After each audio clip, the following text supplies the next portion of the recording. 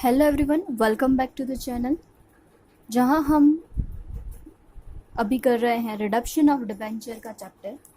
Okay, उसमें आज हम आगे देखेंगे इलस्ट्रेशन नंबर 13, 14 और 15। उसका कॉन्सेप्ट क्या है पहले वो देख लेते हैं। ओके, 13, 14, 15 में भी हमें करना तो वही है। डिबेंचर रिडीम करके हमें क्या करना है, उनको या तो इक्विटी शेयर देने हैं या प्रेफरेंस शेयर देने हैं, जो भी कंपनी के रूल्स और रेगुलेशन होंगे उसके हिसाब से। पर यहाँ जो डिफरेंस है वो डिफरेंस क्या है, क्यों ये दूसरे सम से अलग है, वो हमें यहाँ देखना है। आप देखोगे तो आपको पेज नंबर 176 के ऊपर एक छोटा सा पॉइंट दिया है। When convertible debentures are converted into equity shares at a fixed date, it should be so done that the provision of Section 79 of Companies Act for issue of shares at a discount are not violated. Example, a company has issued a convertible debenture of rupees 100 each at a discount of rupees 10%. Here, the company has received only 90 per share. And if the company issue one equity share of 100 each against this debenture, it means that the company has issued a share of rupees 100 against 90 received. It amount to issue of shares at a discount, which can be done by complying with the provision of Section 79 only. If the company wants to issue a share of rupees 100 on convertible debenture holders, it should be issued at a rupees 90 paid up per share and not as a fully paid up. Okay, ये जो लिखा है उसका मतलब क्या है। अगर आपको सम में डिबेंचर रिडीम करना है पर रिडीम की अमाउंट नहीं दी है, आपको नहीं बोला है कि आप रिडक्शन कैसे करोगे। आप देखोगे तो आगे जितने भी सम्स आपने किए, इलस्ट्रेशन 5 ले लो, इलस्ट्रेशन 10B ले लो, वो सारे सम में आपको क्या किया था, उन्होंने बोला था कि जो डिबेंचर है वो रिडीम करोगे आप किसने, प्रीमियम से। जैसे 105 में रिडीम करोगे या 110 पे रिडीम करोगे, 120 पे रिडीम करोगे। रिडीम्पशन की अमाउंट आपको दे दी गई है। ओके, तो जब कंपनी है वो ऑटोमेटिकली कन्वर्टेबल डिबेंचर इश्यू करती है, यानी जो भी डिबेंचर है वो on the date, last date पे ऑटोमेटिकली क्या हो जाएंगे, डिबेंचर में से शेयर में कन्वर्ट हो जाएंगे। और आपको रिडीमेबल की अमाउंट नहीं दी है, आपको नहीं बोला कि वो रिडीम कैसे करना है। ठीक है, अगर रिडीम कैसे करना है वो नहीं बोलते, और अगर जो आपने डिबेंचर इश्यू की है वो डिबेंचर डिस्काउंट से इश्यू की है, तो डिस्काउंट के बाद की जो अमाउंट है यानी पेड अप जो डिबेंचर्स हैं, जैसे यहाँ एग्जांपल में दिया था 100 रुपीज का डिबेंचर, 10% डिस्काउंट यानी 90 रुपीज पेड अप है, तो 90 रुपीज के बदले में आप क्या करोगे, 100 रुपीज का शेयर दोगे। ओके, तो डिफरेंस क्या है आप देखो, तो मैं आपको दोनों में डिफरेंस दिखाती हूँ। आप देखो इलस्ट्रेशन नंबर 5, पहले हम इलस्ट्रेशन 5 पढ़ेंगे और उसके बाद हम 13 पढ़ेंगे, तो आपको पता चलेगा what is the difference between this two sums. On 1st January 2006, Madras Motor Corporation issued 20,000 10% debenture of 100 each for the 5 years on the condition that the debentures could be redeemed by the company at a premium of 2% by giving a 6-month notice. आपने देखा यहाँ क्या था, उन्होंने clearly बोला है कि जो डिबेंचर्स है वो रिडीम कैसे होंगे, 2% प्रीमियम से होंगे, और उसके हिसाब से आपको क्या करना है, उनको इक्विटी शेयर या प्रेफरेंस शेयर या दूसरे कोई डिबेंचर है वो देने हैं। ठीक है, तो आपने यहाँ क्या किया था, जो 100 रुपीज का डिबेंचर है वो 102 में रिडीम किया था। अब आओ सम नंबर, इलस्ट्रेशन नंबर जो 13 है वो पढ़ो। A company issued rupees 5600 9% convertible debenture of 100 each at a discount of 10% for a period of 8 years. They were converted into equity shares after 5 years, for which one equity share of 100 each is issued at a premium of 5%. यहाँ देखोगे तो आपको clearly पता चलेगा कि debenture कितने में redeem करने हैं वो उन्होंने बोला ही नहीं है। बोला है आपने यहाँ पढ़ा तो आपको कहीं भी ऐसा वर्ड दिखाई दिया कि डिबेंचर रिडीम करेंगे, वो रिडीम की प्रीमियम रिडक्शन है, वो रिडक्शन आप प्रीमियम से करोगे या एट पार यानी फेस वैल्यू से रिडक्शन करोगे, ऐसा कुछ नहीं बोला है। जब रिडक्शन की वैल्यू नहीं देते हैं और डायरेक्टली इक्विटी शेयर में वो कन्वर्ट हो जाते हैं, तो यहाँ सेक्शन 79 एप्लीकेबल होता है। और एज पर द सेक्शन 79 क्या होता है, जितनी हमें अमाउंट मिली है उतनी ही अमाउंट के हम क्या करेंगे, इक्विटी शेयर्स देंगे। हम फेस वैल्यूज के बेसिस पे जो 5600 मल्टीप्लाई बाय 100 करके हम पेमेंट नहीं करेंगे। हमें 5600 डिबेंचर्स पे जितनी अमाउंट मिली है, डिस्काउंट बाद करने के बाद, माइनस करने के बाद जितनी अमाउंट हमें मिली है, वो हमारे लिए क्या है, डिबेंचर के लिए पेड अप अमाउंट है। उतनी पेड अप अमाउंट के बदले में हम उनको इक्विटी शेयर्स देंगे। आप सम देखोगे तो ज्यादा क्लियर हो जाएगा। देखो यहाँ 5600 डिबेंचर्स होल्डर है, पहले हम इश्यू की एंट्री लिखते हैं। इश्यू की एंट्री क्या होती है, हमें जो अमाउंट मिलेगी बैंक अकाउंट डेबिट, 100 में से 10% आप माइनस कर दो, सो 100 माइनस 10% दैट इज 90 रुपीज हमें पर डिबेंचर मिलेंगे, multiply by 5600, 5,04,000। So bank account debit 5,04,000, बाकी का जो है वो डिस्काउंट है, तो डिबेंचर डिस्काउंट अकाउंट डेबिट 5600 और 9% कन्वर्टेबल डिबेंचर। आगे जितने भी सम्स किए, आपको क्या बोला था, उसमें रिडम्पशन की अमाउंट दे दी थी, आपको पता था कि डिबेंचर इतने रुपीज में रिडम्पशन करने हैं। यहाँ आपको नहीं बोला है डिबेंचर के रिडम्पशन के बारे में, तो आपको जितनी अमाउंट मिली है उतनी ही अमाउंट के आप उनको क्या दोगे, इक्विटी शेयर दोगे। ओके, तो आप देखोगे नंबर ऑफ इक्विटी शेयर के लिए जो कैलकुलेशन की है उसमें क्या किया है, 5,04,000 लिया है, ना कि 560, क्योंकि यहाँ सेक्शन 79 एप्लीकेबल होता है। जो डायरेक्टली कन्वर्टेबल डिबेंचर होते हैं इक्विटी शेयर में, वहाँ ऑप्शन नहीं होता और वहाँ रिडम्पशन की अमाउंट भी नहीं दी होती। यानी जितनी भी अमाउंट मिली है उतनी ही अमाउंट के हम क्या कर देंगे, उनको इक्विटी शेयर दे देंगे। ठीक है, तो यहाँ 5,04,000 डिवाइडेड बाय 105, क्योंकि जो इक्विटी शेयर है वो हम क्या कर रहे हैं, प्रीमियम से दे रहे हैं। सो प्रीमियम 5% और इक्विटी शेयर 100 का है, सो 5,04,000 divided by 105 that is 4,800। Okay, तो अब हमारे पास इक्विटी शेयर है 4,800 इक्विटी शेयर हम देंगे डिबेंचर होल्डर्स को। तो सेकेंड एंट्री हम जो हमारी डिबेंचर रिडीम के लिए करते हैं, 9% डिबेंचर्स जो है वो क्या कर देंगे, डेबिट कर देंगे। 2, डिबेंचर होल्डर को कितनी अमाउंट मिलेगी, 5,04,000, क्योंकि उन्होंने पेमेंट ही इतना किया है। और रिडम्पशन के लिए कोई भी ऐसी पहले से रूल्स नहीं है, या पहले से कंपनी ने क्लैरिफाई नहीं किया है कि रिडम्पशन है वो कैसे होगा। ठीक है, अगर रिडम्पशन के बारे में कोई क्लैरिफिकेशन नहीं है तो जितनी अमाउंट मिली होती है उतनी ही अमाउंट क्या होती है, रिटर्न होती है। ओके, सो डिबेंचर होल्डर को 5,04,000 ही मिलेंगे, और बाकी का जो डिस्काउंट अकाउंट है वो पहले डेबिट किया था, वो हम यहाँ क्लोज कर देंगे। अब वो डिस्काउंट नहीं है, डिबेंचर डिस्काउंट अब हमारा एक्सपेंस नहीं होगा, तो उसे हम क्लोज कर देंगे, क्योंकि डिबेंचर्स कन्वर्ट हो गए हैं शेयर्स में। अब डिबेंचर होल्डर को हम करेंगे डेबिट, क्योंकि वो पेमेंट लेंगे। टू इक्विटी शेयर कैपिटल में 4,800 मल्टीप्लाई बाय 100 उसकी शेयर कैपिटल है, सो 4,80,000, और 2 बाकी का जो 5% जो बोला था प्रीमियम, वो हम लेके जाएंगे सिक्योरिटी प्रीमियम में। अगर आपको देखना है कि चलो इसमें थोड़ा कंफ्यूजन हो रहा है, तो आप इलस्ट्रेशन 14 बाद में देखेंगे, पहले आप 15 देखो। 15 में आपको क्या बोला है, on 1st January 2006 Green Limited issued 255% debenture of 1000 each at 950. The debenture holder have an option to convert at a par. उनको ऑप्शन है कि उनके वो डिबेंचर है वो कैसे कन्वर्ट करवा सकते हैं, एट अ पार यानी फेस वैल्यू से।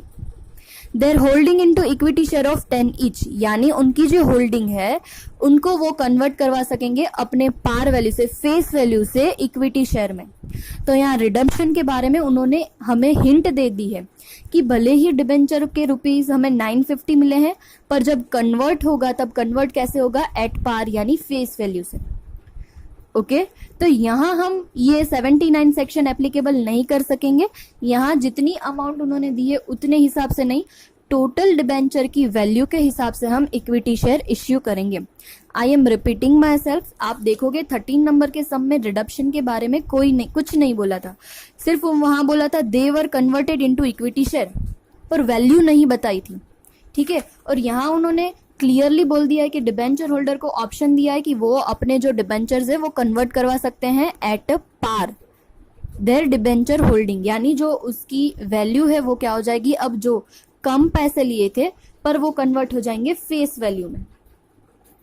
ठीक है, तो यहां आप देखो कैसे हम कैलकुलेशन करेंगे। ताकि आपको दोनों सम्स का डिफरेंस अच्छे से समझ में आ जाए। पहले हम इश्यू के लिए एंट्री करेंगे तो इश्यू के लिए क्या होती है, बैंक अकाउंट डेबिट हमें अमाउंट मिलेगी 250 हमारे टोटल डिबेंचर्स है और उसके ऊपर 950 अमाउंट हमें मिल रही है। सो 250 इंटू 950 दैट इज 2,37,500 और जो 50 रुपीज का है वो हमारा क्या है, डिस्काउंट है। So debenture discount account debit 12,500 to 5% debenture account 2,50,000। Okay, अब डिबेंचर होल्डर को उसकी अमाउंट रिटर्न करनी है तो पहले हम रिडक्शन के लिए एंट्री करेंगे। यहाँ रिडक्शन के लिए हम क्या करेंगे, 5% डिबेंचर अकाउंट डेबिट 2,50,000 और टू डिबेंचर होल्डर क्या हो जाएगा 250। आगे के सम में हमने क्या किया था, जितनी अमाउंट मिली थी उतनी ही क्रेडिट की थी, पर यहाँ हम ऐसा नहीं करेंगे क्योंकि डिबेंचर होल्डर का जो ऑप्शन है वो कन्वर्टेबल किस में है, एट पार यानी फेस वैल्यू। उन्होंने भले ही हमें 50 रुपीज कम दिए हैं पर शेयर, यानी 12,500 भले ही कम दिए हैं, पर हम उनको रिटर्न करेंगे तब फेस वैल्यू से ही रिटर्न करेंगे। ठीक है, सो डिबेंचर होल्डर को 250 कंप्लीट अमाउंट मिल जाएगी। अब हम 250 के बेसिस पे number of equity shares find करेंगे। टोटल अमाउंट हमें कितनी देनी है, 2,50,000 और यहाँ आपको बोला है इक्विटी शेयर 10 रुपीज का है और 2.50 उसका प्रीमियम है। सो 10 प्लस 2.50 दैट इज 12.5 और 2,50,000 डिवाइडेड बाय 12.5 यानी नंबर ऑफ इक्विटी शेयर कितने हो जाएंगे, 20,000। ओके, अब ये 20,000 इक्विटी शेयर हैं वो डिबेंचर्स में से कन्वर्ट होके इक्विटी शेयर बन जाएंगे।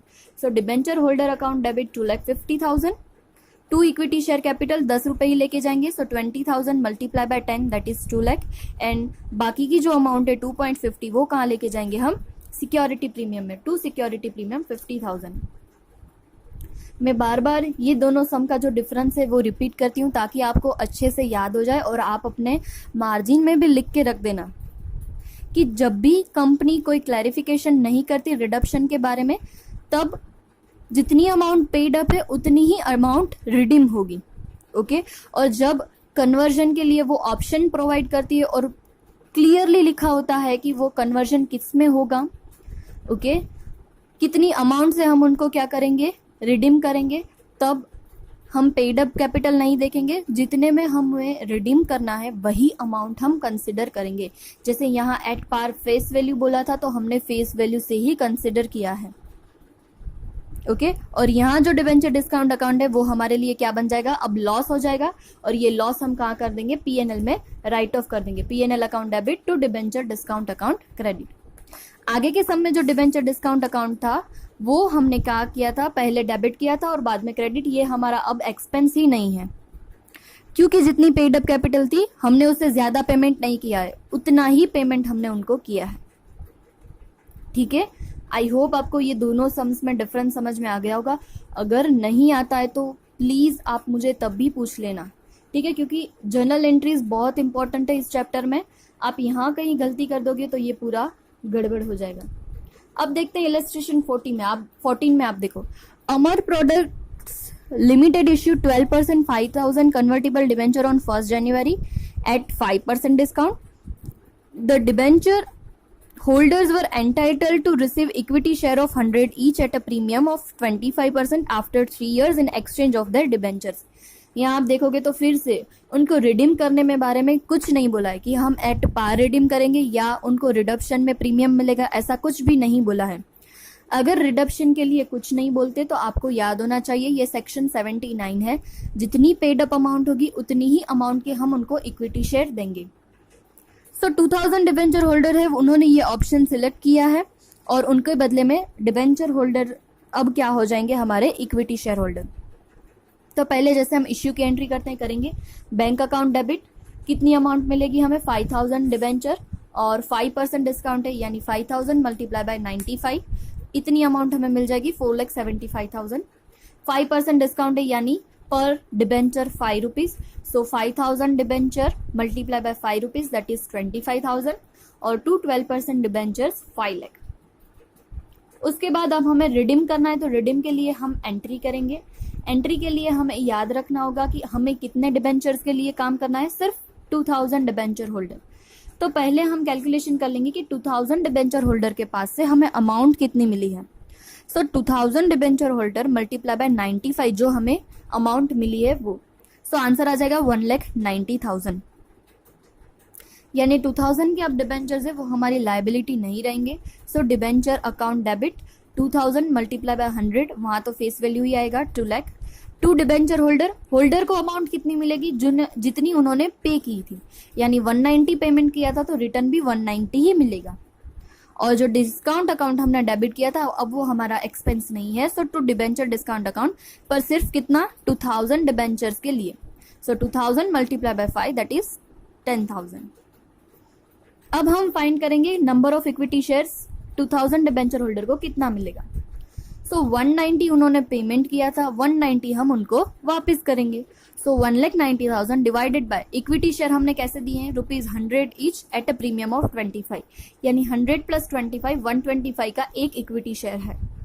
सो 1,90,000 डिवाइडेड बाय 125, तो आंसर मिल जाएगा आपको 1,520 शेयर्स। 2000 डिबेंचर होल्डर को अपने 2000 डिबेंचर्स के बदले में क्या मिलेगा, 1,520 इक्विटी शेयर्स मिल जाएंगे। यहाँ debenture holder account debit 190, to equity share capital 1520 multiply by 100 that is 1,52,000, और to security premium 25 into 1520 38,000। Okay, तो जब भी आपको नहीं बोला है कि रिडक्शन के टाइम पे आपको कितनी अमाउंट रिटर्न करनी है, तब आप क्या करोगे, जितनी अमाउंट आपको मिली है उसके हिसाब से करोगे। और आपको बोला है कि भाई रिडक्शन में इतनी अमाउंट देनी है, तो फिर कोई क्वेश्चन ही नहीं क्रिएट होता। आप करोगे सम नंबर 21, 23, 24 और 25। ये जो सारे सम्स है ये इसके ही मिक्सचर है। आप करोगे तो आपकी प्रैक्टिस हो जाएगी और आपको पता चलेगा कि कहाँ आपको कैसे अमाउंट लेनी है। 21 ओके, सब में देखोगे तो आपको पता चलेगा। 21 में देखो, Dinesh company limited gave 3 options to the redeem और 12% 5,000 debenture each of ₹100 at a 5% premium. देखा, रिडक्शन के बारे में बोल दिया है कि रिडीम कैसे करोगे, 5% प्रीमियम से रिडीम करोगे।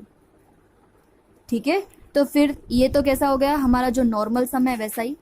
23 देखोगे तो 23 में क्या बोला है, Vishwas limited issued 25,000 9% debenture at 100 each at a discount of 5%, redeemable at a premium of 10% after 5 year. Redemption के बारे में ऑलरेडी अमाउंट दे दी है कि आपको रिडक्शन में कितना रिडक्शन करना है, 10% प्रीमियम से रिडक्शन करना है।